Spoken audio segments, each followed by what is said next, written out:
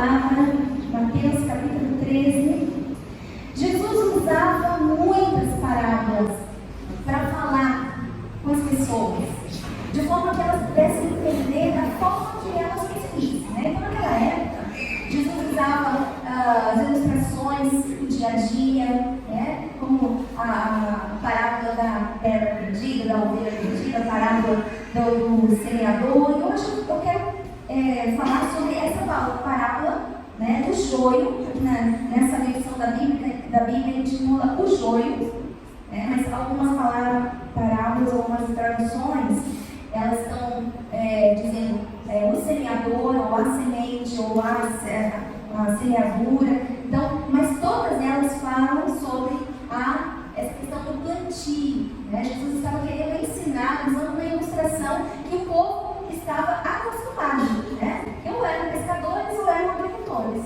né? Ou eram também aqueles que trabalhavam com a madeira, como o caso do pai de Jesus, que era carpinteiro, né? José, carpinteiro, aqueles que faziam tendas. Então, imagina que Jesus ia usando os elementos que havia disponível para que as pessoas pudessem entender. Então, dentro dessa parábola, eu gostaria de falar, então, sobre aquele tema ali. Vamos repetir todos juntos ali?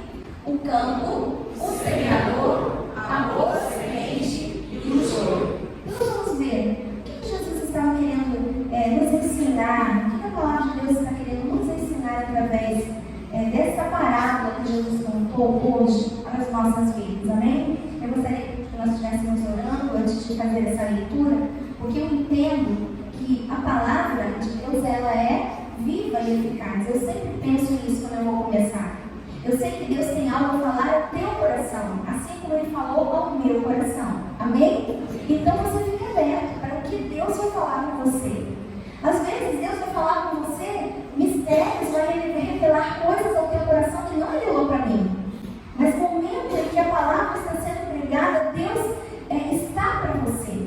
Deus quer falar com você. Então preste atenção nele. Amém? Senhor, em nome de Jesus, nós estaremos, ó Deus, aqui diante da tua palavra. Ela é tão viva, ela é tão autoridade para as nossas vidas. Ela nos transforma tanto, Senhor. E estamos aqui, ó Deus, muitas vezes nos sentindo angustiados pelo desafio, pela responsabilidade, Senhor, de falar dessa tua palavra. Mas, ó Deus, nós sabemos que não somos nós, não depende de nós, porque nós somos falhos, mas depende da autoridade da tua palavra, depende de ti e depende do coração que está aberto para abrir a porta e receber a tua palavra. Por isso, Senhor, quero entregar minha vida nas tuas mãos e a vida de cada um dos irmãos que estão aqui, que a nossa mente, o nosso coração estejam só aqui, só na tua palavra, que teu Espírito tenha a liberdade de falar conosco nesta noite, de forma especial. Tenha toda a liberdade, Espírito Santo, de falar conosco, atuar na nossa vida e nos transformar pela tua palavra. É o que queremos. Em nome de Jesus, que te pedimos, Senhor. Amém? Amém? Amém? É o que você quer? Ser transformado por essa palavra? Então vamos lá. Vamos começar então essa leitura. Nós vamos ler do versículo 24 ao 30. Vamos ler junto? Vamos ver se a gente está em uníssonos aqui, né? Uníssono. Essa foi outra parábola que Jesus contou. O reino dos céus é como um agricultor que semeou boas sementes em seu campo. Enquanto os servos dormiam, seu inimigo veio, semeou o joio no meio do trigo e foi embora. Quando a plantação começou a crescer, o joio também cresceu. Os servos do agricultor vieram e disseram: o campo em que o Senhor semeou as boas sementes está cheio de joio. De onde ele veio? O inimigo fez isso, respondeu o agricultor. Devemos arrancar o joio? Perguntaram os servos. Não, respondeu ele. Se tirarem o joio, pode acontecer de arrancarem também o trigo. Deixem os dois crescerem juntos até a colheita.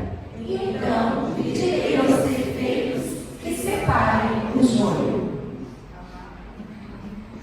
Amarrem em feixes e queimem-no, e depois guardem o trigo do seu celeiro. Isso, nós vamos segurar um pouquinho esse texto. Antes de ler o segundo texto, volta para nós no vídeo, eu creio que é o segundo slide. Nós temos dois vídeos. Você já viu joio alguma vez? Quem aqui conhece o joio? Já conseguiu pegar em suas mãos? Nós percebemos o que nessa mensagem, nessa parábola que Jesus contou? Quem que plantou as sementes? Quem foi? O semeador, o agricultor, né? Estava ali plantando as sementes. E o que aconteceu? Ele plantou as sementes e ele tinha os servos que estavam tomando conta. E o que aconteceu com os servos? Eles dormiram. E nessa cochilada que eles deram, né? Bem pouquinho, deve ter dormido só um pouquinho. O inimigo chegou lá no campo e semeou o joio. E quando eles perceberam que o joio havia semeado, sabe que eles perceberam já no dia seguinte? Na noite, não, no dia seguinte olharam e semearam o joio.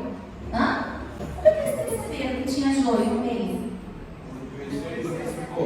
Oi? Quando ele cresceu, o joio começou a crescer e eles olharam e viram, tem coisa diferente daqui que nós plantamos.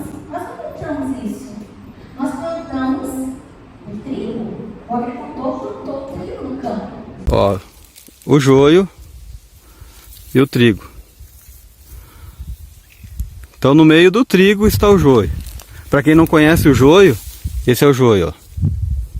E aqui o trigo, ó. Queria mostrar, né, uma curiosidade, muitas vezes nós não sabemos, falamos bastante do joio, do trigo. Isso aqui tudo é uma plantação de trigo, ó. E como muitos podem ver, no meio do trigo está o joio. Eu achei tão interessante isso, porque aquela plantação, ela está ainda verde, não está pronta para ser colhida, né? Mas o joio, ele se mistura no meio do trigo, mas quando ele fica maduro, pronto para colher, né, junto com o trigo, quando ele fica maduro, ele fica muito parecido com o joio, muito parecido. E aí eles pensam, eles falam, mas o que nós vamos fazer agora? O joio está lá no meio do trigo, o que nós vamos fazer? O que você faria? Separar o joio do trigo? Já arrancar ele? Ele está nascendo, vamos arrancar ele, né? É isso? Então, só que o joio, muitas vezes, ele se prende à raiz do trigo, do pé de trigo. E ao arrancar o joio, pode ser que arranque o trigo junto. Vocês que têm plantações, que já plantaram, sabem como é que é, né? Tem mato, tem ervas daninhas, que elas grudam, né, nas raízes da outra planta. E quando você arranca aquele mato, sai a raiz da outra planta junto, porque ela está presa naquela raiz. Então, quando se fala em joio, né, se fala em algo que é prejudicial à plantação, e o joio também é nocivo à nossa saúde. Eu não sou médica aqui, né, mas o que eu li, o que eu estudei ali a respeito do joio, é que ele é nocivo, ele é venenoso, ele é uma erva daninha mesmo, né? Além de prejudicar a planta, de absorver ou de assimilar as proteínas da terra, que eram para o trigo, o joio também é uma planta nociva. A nossa saúde, a gente não pode se alimentar do joio, tá certo? Quem aí conhece aí alguma coisa, que isso aí eu pesquisei, eu não conheço na prática, né? Eu tive que pesquisar para aprender. Então, quando nós falamos da diferença do joio e do trigo, a gente vai ver algumas semelhanças nessa diferença que eles têm, a diferença do trigo e joio com o reino de Deus. E como é importante quando Jesus ele quis ensinar uma lição tão simples através do reino de Deus, usando esses dois elementos, usando a plantação do trigo e a interferência do joio. E como esse joio é prejudicial e precisa ser resolvido esse problema. Mas tudo no tempo certo, conforme o agricultor falou. Como é que ele viu colher o joio? Arrancar o joio. Qual é a orientação que o agricultor deu? O dono da seara deu? Primeiro colhe, mas tem que deixar ele o quê? Crescer. Ele precisa crescer. Porque se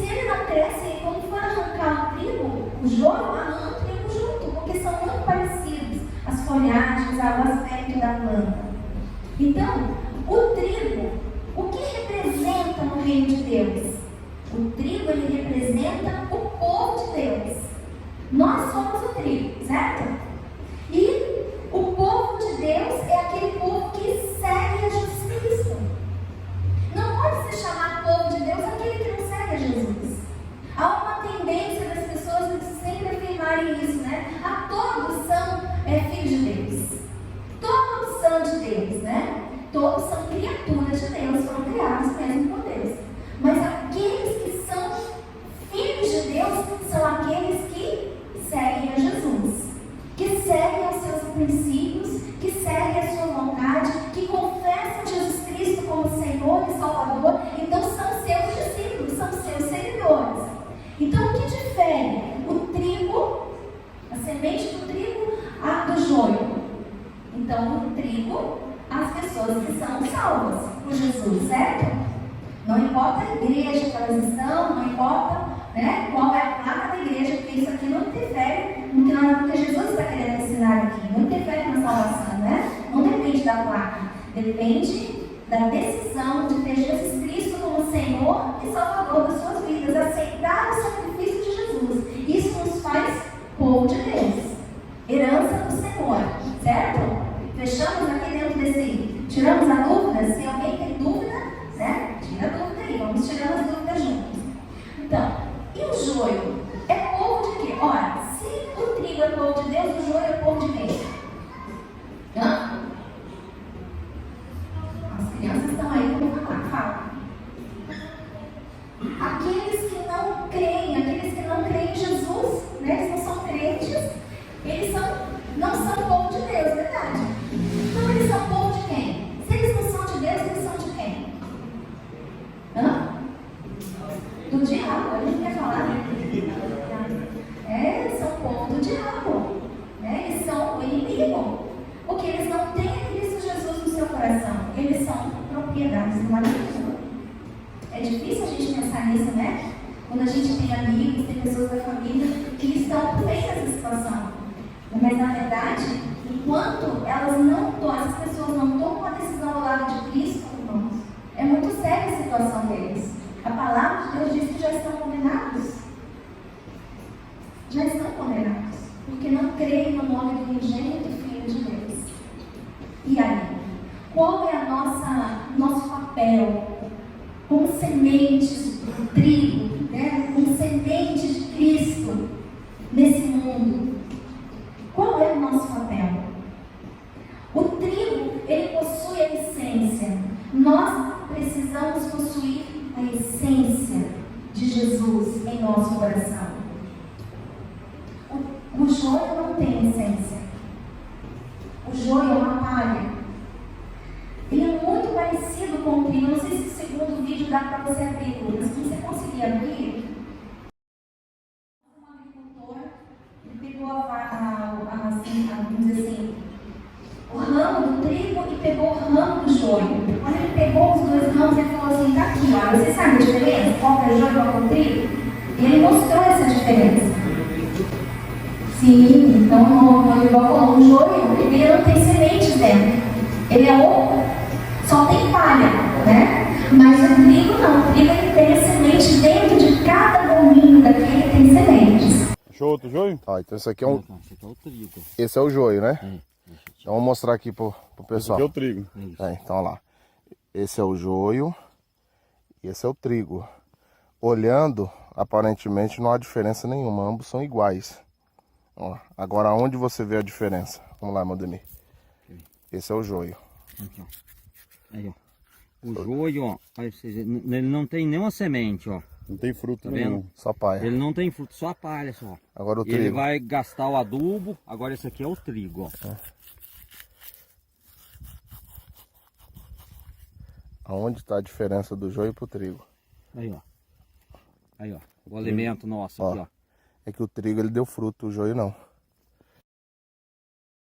Coisa linda, não é? Eu não sabia dessa diferença. E eu fiquei pensando assim, meu Deus, olha que coisa incrível, esse joio atravessa séculos e séculos e séculos. Parece realmente uma obra física do maligno. Ele continua nascendo no meio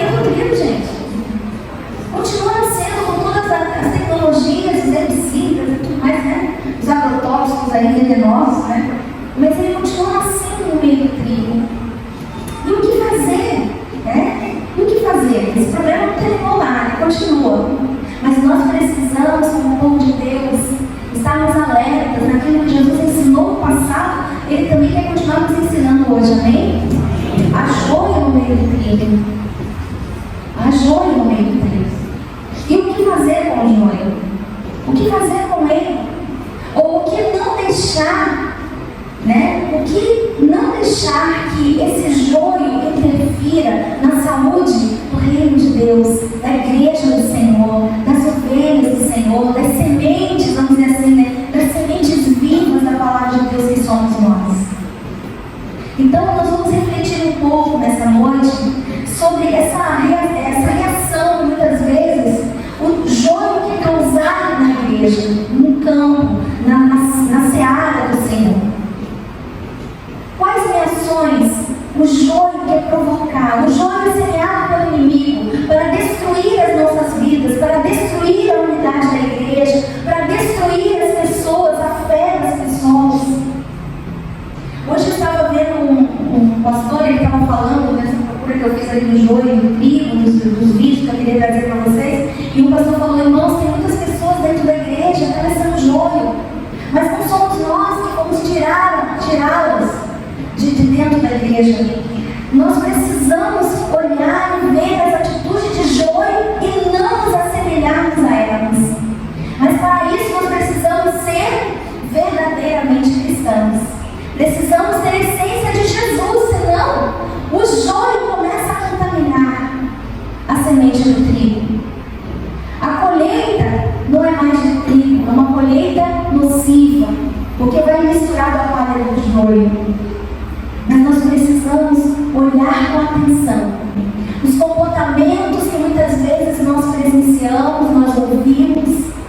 Esses comportamentos, eles apresentam a essência de Jesus ou a uma outra essência, a um outro perfume, a uma outra substância se misturando ao trigo para interferir, para destruir os planos de Deus para a sua igreja. E quando eu estava lendo isso, eu comecei a pensar em quantas vezes, em quantas situações a igreja tem enfrentado que vem para abalar os seus valores, os seus princípios cristãos, interferindo na sua prática de culto, interferindo na sua prática de louvor, interferindo na sua prática de ensino até, ensinando às vezes uma moralidade que não é a que Jesus Cristo nos ensinou. O que fazer diante de atitude de joio que tentam permanecer, que tentam influenciar, que tentam distrair ou desviar o verdadeiro princípio da seara do Senhor? Nós somos sementes. Nós somos sementes. Eu e você somos sementes. Nós fomos semeados quando fomos escolhidos por Jesus. Cada um de nós foi escolhido. Quando o semeador ele vai semear as sementes, ele seleciona as melhores, as maiores, né? Geralmente aquele maior fruto, né? Quando ela está vendo aqui, ó, deve ter que plantar muita coisa, mas eu planto bastante, né? Quando a gente pega uma fruta bem linda, né, Ana? A minha família sempre fazia assim, né? O meu avó, que manga linda é essa? Vamos guardar a semente dela e plantar. Não é assim? Porque aquele fruto tão lindo, tão viçoso, tão saudável, com certeza tinha uma boa semente dentro dele. Cuida para não estragar a semente. Vamos plantar essa semente, ela vai dar uma árvore bem linda. E era assim, o nosso quintal tinha um monte de árvore, né? Eu gostava de plantar todo o quintal. Era muito gostoso de estar lá com ele, aqui a manga, aqui a jaca, aqui a lista, tudo que ele plantou. Mas eu fico pensando que nós precisamos entender de que nós fomos selecionados, porque somos boas sementes. A essência que está dentro de nós é maravilhosa. Qual é a tua essência? Pergunta para a pessoa que está ao seu lado assim: qual é a tua essência? Qual é a tua essência? Qual é a tua essência? tua essência, igreja? Qual é a nossa essência? Hã? Jesus. Alguém falou mentindo ali. A nossa essência é? Jesus, Ele é a nossa essência. Quando nós fomos colocados na terra, o que acontece com a semente? Ela continua sendo semente? O que acontece? Ela brota, ela germina, ela deixa de ser semente e passa a ser um vegetal que vai dar fruto. Então é necessário, assim como Cristo morreu e ressuscitou, é necessário que nós possamos morrer como sementes para que possamos nascer, para gerar frutos no reino de Deus. Amém? Por isso, Jesus nos comparou a semente do trigo, que carrega dentro de si várias sementes. Aí quando aquela semente germina, ela dá várias sementes, como vocês viram ali, encheu a mão do agricultor. Um pé de trigo gera tantos outros, 30, 60, 100, não sei quantas sementes saem de uma vara só, de um ramo só. Mas uma semente gera tantos ramos. E é o que Jesus quer falar, quer ensinar os discípulos, quer ensinar os discípulos naquela época, e é o que Ele quer ensinar para nós hoje. Mas essa essência de Jesus que está em nós, ela produz frutos lindos de Jesus, frutos de amor, frutos do Espírito Santo, frutos maravilhosos para que nós possamos refletir não a nossa glória, mas a glória de Deus. A glória de Deus é manifesta quando eu sou semeada, quando eu morro para mim mesmo.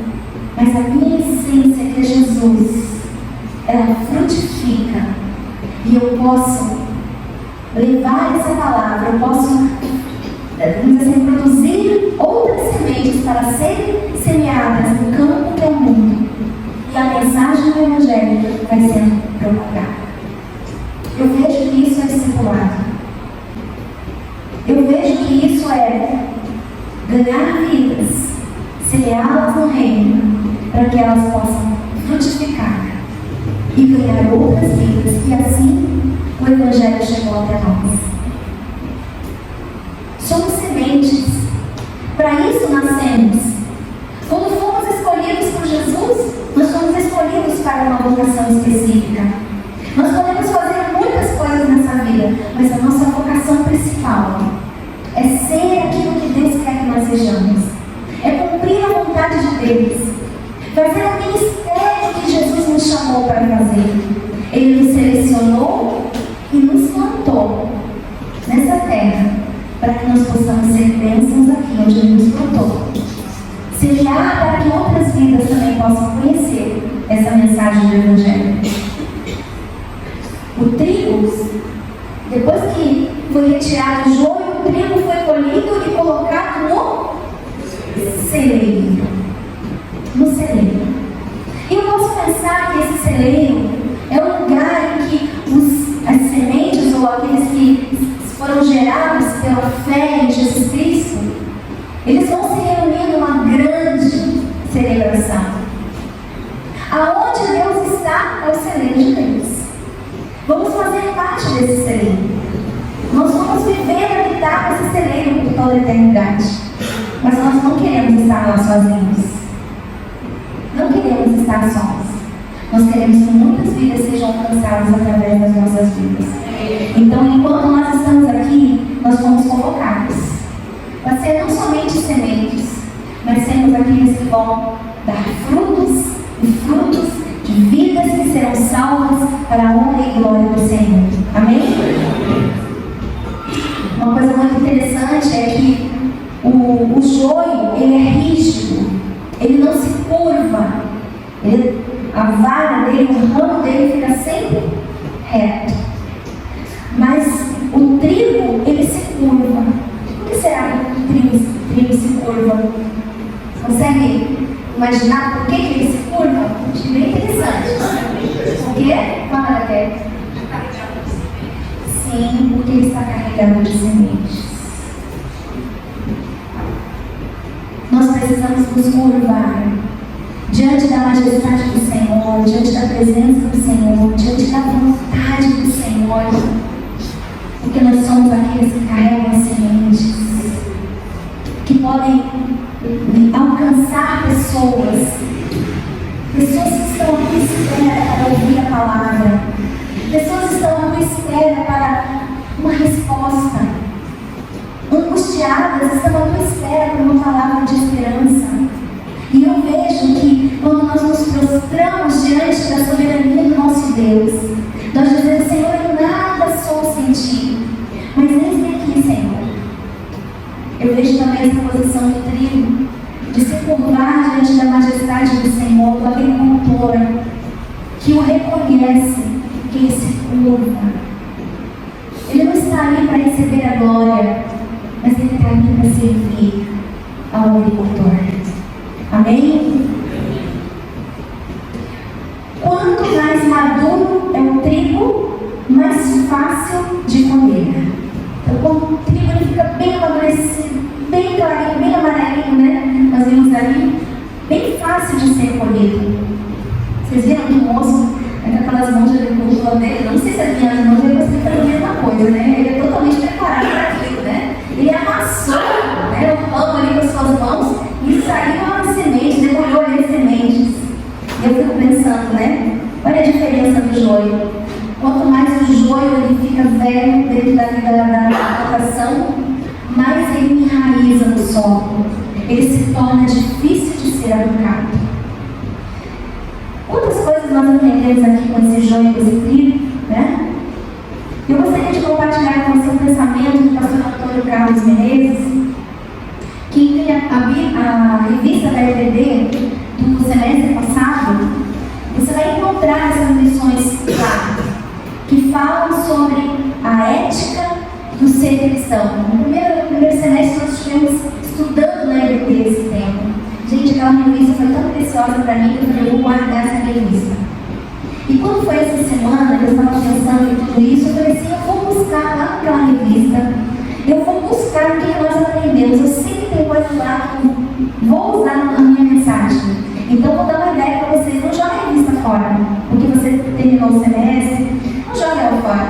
Guarde, porque você vai revisitá-la. E ali tem coisas tremendas, tem palavra de Deus pura, né? Bem profundo, que aquilo que eles colocam ali, que os pastores colocaram, né? Os estudiosos que escreveram, muito assim, muito de Deus mesmo as afirmações. E uma delas, o pastor Antônio Carlos, ele diz assim, ele escreveu assim: muitas vezes o joio é plantado em nossas vidas, em nossas igrejas, quando descuidamos. Vocês lembram que os servos eles dormiram na noite em que o trigo foi plantado?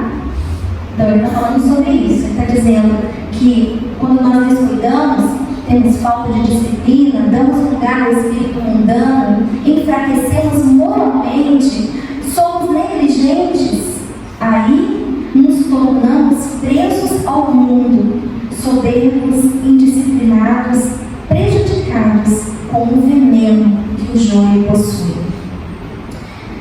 O perigo do joio no meio da igreja, queridos, no meio de um ambiente cristão, é que ele contamina. Ele é nocivo.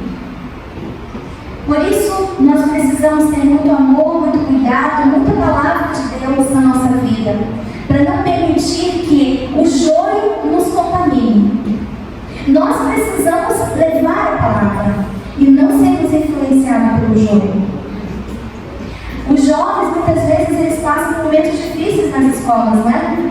Quantas vezes estão dentro de uma classe, precisam fazer um trabalho de grupo, e aí muitas vezes matam o trabalho de grupo na casa do fulano, casa da fulana, né? A mãe e o pai deixam, vão lá fazer o trabalho, mas quando chega lá, não é o trabalho de grupo que vão fazer. Deixam as mochilas lá e vão fazer outras coisas, vão para outros lugares, né? Outras conversas, e o trabalho mesmo não foi feito. Algumas coisas nós precisamos estar alertas, nós como pais, né? Quando nós levamos os nossos filhos para a casa de coleguinha para fazer um trabalho, nós precisamos checar se o trabalho foi feito, o que foi feito, o que aconteceu, como foi. Precisamos ter diálogo aberto com os nossos filhos, irmãos. E enquanto nós dormimos achando que está tudo muito bem, Ele está lançando o joio no meio da nossa disciplina, da nossa orientação familiar. Então, nós precisamos estar alertas. A igreja precisa estar alerta. Porque o inimigo, ele sabe como lidar com os que são dele. E os que são dele, os que não são de Cristo, eles ouvem a voz do inimigo e seguem seus comandos. E ele é astuto também para enganar. Então nós precisamos ser prudentes, ter a sensibilidade de Cristo em nossas vidas. O Espírito Santo precisa falar conosco diariamente, não é só no domingo. O Espírito Santo precisa nos revelar aquilo que é estratégia do diabo nas nossas vidas, na vida dos nossos filhos. Não podemos dormir e achar que, porque os nossos filhos vão à igreja, que está tudo certo. Que nós não temos que conversar com eles, que nós não temos que falar com eles sobre a palavra de Deus e os mandamentos. Então, dentro dessa parábola, o semeador é o filho do homem. Ele semeia boas sementes. O campo é o mundo. As boas sementes são aos que pertencem ao reino de Deus. E o joio são os que pertencem ao maligno. Não sei para onde foi esse slide. Ok. O que são as boas sementes? O que são as características de uma boa semente? Você é uma boa semente?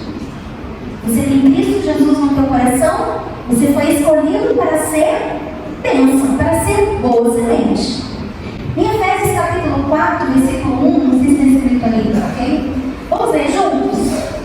Para ser uma boa semente, o que eu preciso apresentar? Então, ponto 1 ali.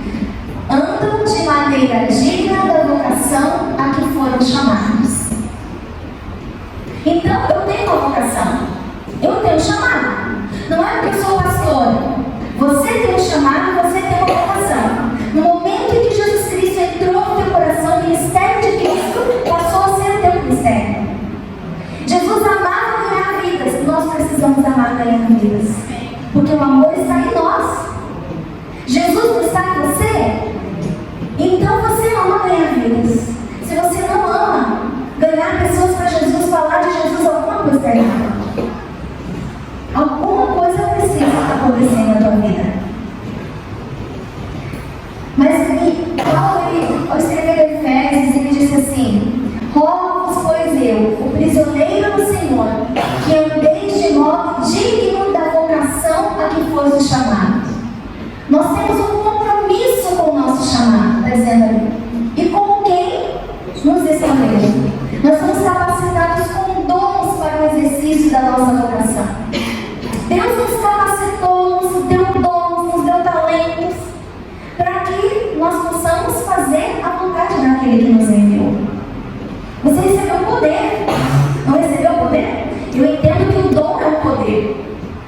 E recebereis poder ao vir sobre vós o Espírito Santo. Você tem o Espírito Santo?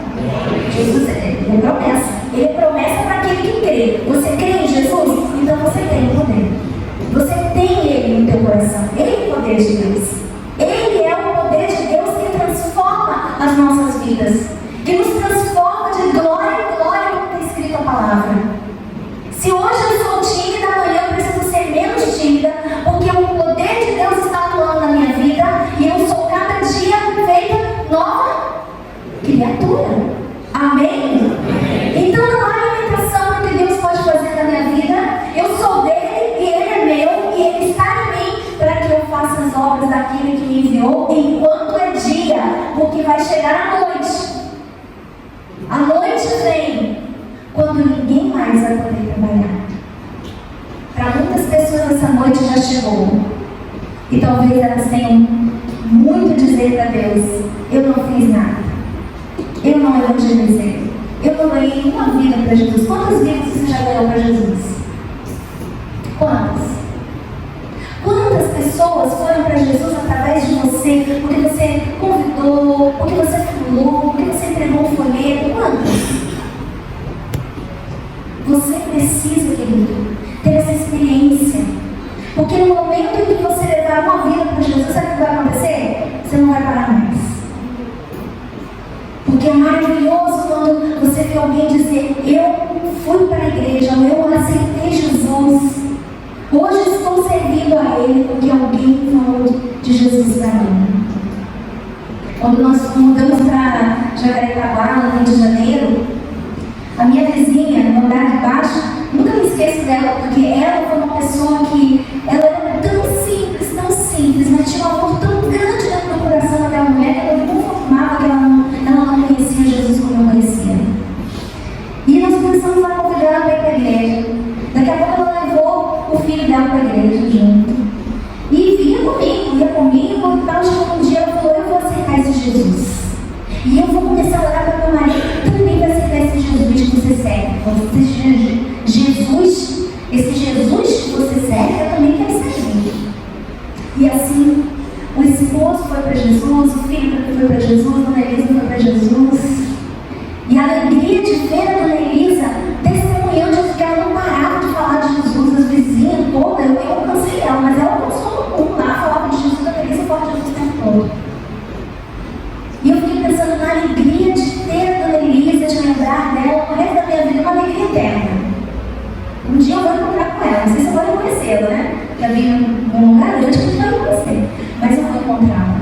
Dá um segredo de Deus. Cada dia, porque um dia, Dona Elisa disse sim para Jesus. Era uma pessoa tão simples. E Deus alcançou de forma tão simples o coração dela.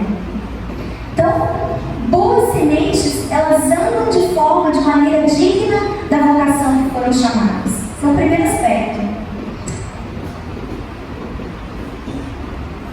No segundo aspecto, boas sementes, já passou para outro ali, ponto 2. Boas sementes praticam a palavra de Deus. Não somente leem a palavra, mas praticam essa palavra. Boas sementes gastam tempo ouvindo o que Deus quer falar no seu coração através da meditação, da leitura, da oração. Então eu entendo que quando nós somos boas sementes, nós gastamos tempo com Deus, com o Espírito Santo falando no nosso coração, com Jesus indo à frente de nós, segurando nossa mão para que nós possamos vencer tudo que nós precisamos vencer. Então eu entendo que dentro desse contexto nós podemos pensar que, como boas sementes, nós temos que apresentar atitudes éticas na vida cristã. E é um dos aspectos que nós vimos também na nossa lição, né? O pastor João estava falando, que ele escreveu sobre isso. Nós precisamos levar em conta que, como participantes do reino de Deus, nós temos que cuidar desses 3 aspectos ali. A ética individual, que é como eu me relaciono comigo mesmo, como eu trato a mim mesmo, como eu, por exemplo, eu me aceito, como eu faço vamos dizer assim, como eu me vejo quando eu olho no espelho. É preciso ter uma ética comigo mesmo. Eu preciso respeitar a mim mesmo, se eu quero também respeitar outros. Então não adianta, se a gente não se respeita, se a gente não se ama, se a gente não tem amor por nós mesmos, como que nós vamos dizer que nós amamos as vidas sem Cristo? Então nós precisamos amar a nós mesmos, gostar do que nós vemos no espelho. Tem pessoas que não se olham no espelho que não se gostam, né? Esse é um problema, é uma baixa autoestima. Então Jesus quer que nós tenhamos uma visão, a visão que Ele tem de nós, é a visão que nós precisamos ter de nós mesmos. Como Deus vê você? Quando você imagina Deus olhando para você, como que você se vê?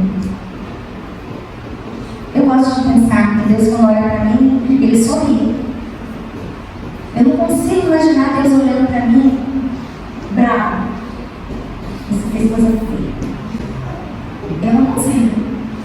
Sabe por quê? Porque Jesus Cristo, Ele me perdoou, Ele me lavou, Ele me purificou, Ele me fez filha do Pai. Eu sou amada. Você é amado do Senhor. Quando Deus olha para você, Ele olha com um olhar de amor. Nós precisamos ser curados dessa imaginação. Há muitas pessoas que veem um Deus distante, estressante, bravo, sempre pronto a dar bronca, né? O pastor até pegou esses dias sobre isso, acho que é o pastor. Que a imagem que nós temos de Deus, do nosso Pai, é a imagem que a gente tem de Deus, né? Se a gente tinha Deus, um Pai muito distante, a gente vê assim Deus também. Mas em nome de Jesus, que você saia daqui na certeza de que o olhar de Deus para você é um olhar de amor, que Deus ama você de forma especial. Amém? Quanto à ética social, amar, então se eu amo a mim mesmo, né? Eu posso também amar outros. O amor ao outro, o respeito ao outro, da mesma forma que eu respeito a mim mesmo, que eu gosto de ser respeitada, eu também preciso respeitar. Então a palavra de Deus está sempre nos orientando que nós precisamos amar a Deus acima de todas as coisas. Lá em Mateus 22, 16 diz isso, né? Amar o Senhor Deus de todo o teu coração, de toda a tua alma, de todo o teu entendimento e amar o teu próximo como a ti mesmo. Uma outra coisa muito importante dentro dessa ética social, né? Está em Filipenses capítulo 4, versículo 2, que diz: nada façais com partidarismo ou vanglória, mas por humildade, considerando uns aos outros superiores a si mesmo. O amor é o fundamento da ética social. Então, como boas sementes, nós precisamos ter atitudes de termos uma ética cristã ao lidar com o outro. Ah, porque o outro fez assim, o outro fez assim, mas não justifica eu fazer assim. A minha ética é a ética de Cristo. Eu sou Jesus, e eu levo esse Jesus através das minhas atitudes, das minhas palavras. Nós precisamos fazer assim. Ah, porque eu fui tentado. Você foi tentado? Se você foi tentado, você poderia ter dito não à tentação. Porque Jesus Cristo te deu todas as condições para vencer toda e qualquer tentação. A palavra de Deus diz que não vem sobre nós nenhuma provação que nós não possamos resistir. Não é verdade? Não é isso que está escrito na palavra? Sim. Então eu posso resistir. Então não existe tentação que eu não possa resistir. Uma outra ética que está descrita aqui, o pastor João destaca a ética teísta. O que é essa ética teísta? É a aplicação dos princípios da lei moral no meu relacionamento com Deus. Princípios da prática cristã no meu relacionamento com Deus. Como que eu me relaciono com Ele? Já falei uma coisa aqui, né? Como que Deus me vê? Como eu vejo Deus? Como eu me relaciono com Ele? Então, a minha atitude, a minha ética para com Deus é uma atitude de devoção. Eu devo a Ele a minha vida, não é? Eu devo a Ele a minha vida, porque Ele me comprou por alto preço. O sangue de Jesus que foi derramado naquela cruz foi para que eu pudesse ser de Deus. E eu não quero ser de mais ninguém, não ser de Deus, né? Então eu preciso estar com a minha vida totalmente entregue ao Senhor, de corpo, intelecto, coração e vontade. Romanos capítulo 12, versículos 1 e 2. Não sei se dá para colocar bem rapidinho. Esse texto fala sobre a transformação que nós precisamos nos submeter na nossa vida. Se queremos ser realmente sementes de bênção, sementes que abençoem o campo em que nós estamos sendo semeados, nós precisamos ter atitudes transformadas. Deus quer que nós possamos a cada dia deixarmos que Ele nos transforme a nossa vida, em nossa relação com Ele. Como eu sou transformado? É muito importante que nós não podemos ser transformados se nós nos relacionamos com o Espírito Santo de Deus, se não temos uma relação com o Pai. Porque é através desses momentos que passamos a presença de Deus é que nós podemos ter a nossa vida transformada. Vamos ler juntos Romanos 12? Diz ali: portanto, irmãos, suplico-lhes que entreguem seu corpo a Deus, por causa de tudo que Ele fez por vocês, e que seja um sacrifício vivo e santo e do tipo que Deus considera agradável. Essa é a verdadeira forma de adorar. Então, precisamos render a nossa vida em adoração. A nossa vida é uma adoração ao Senhor. A nossa existência é adoração ao Senhor. Nós estamos aqui para servir ao Senhor. Há pessoas que entendem que é para que o Senhor nos sirva com todas as bênçãos, com tudo aquilo a gente pede, né? Mas a palavra de hoje diz que nós precisamos servir. Assim como Jesus serviu, morreu por nós, entregou sua vida por nós como sementes também nós precisamos morrer. Desistir de nós mesmos, do nosso eu, da nossa vontade, para que Jesus Cristo possa reinar em nós e fazer através de nós o que Ele quer para alcançar esse mundo perdido. Esse campo, né, é um mundo que precisa ser alcançado por mim e por você. Jesus conta com cada um de nós para esse momento. Amém? Vou pedir que o louvor esteja já se preparando, nós estamos chegando ao final. Então, como boas sementes, nós precisamos estar separados para Deus. Separe-se para Deus. Não venha na tua vida, no teu comportamento,